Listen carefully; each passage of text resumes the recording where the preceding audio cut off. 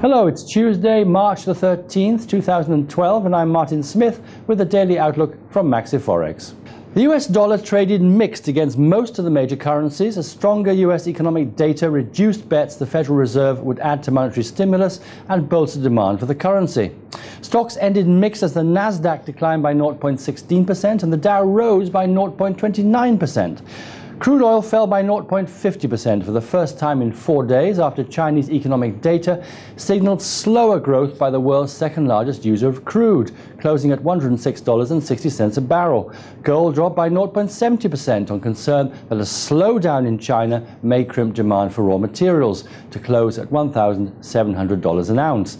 Today, the federal funds rate is expected to remain unchanged at 0.25%.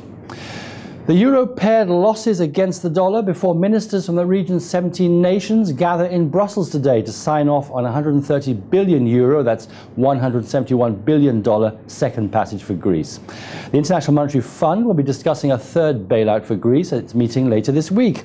Overall, the euro dollar traded with a low of 130.78 and a high of 131.71. The British pound posted its biggest weekly drop against the dollar since November as a report showed that US employers added more jobs than forecast last month, damping speculation that the Federal Reserve will add more stimulus. Technically, the pound dollar continues to remain bearish as long as it remains below the 157.40 resistance level.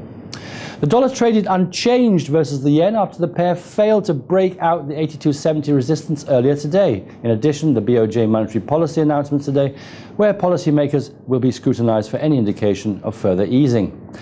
The Canadian dollar weakened versus its US counterpart on concern the global recovery is slowing after China reported its biggest trade deficit in more than 2 decades.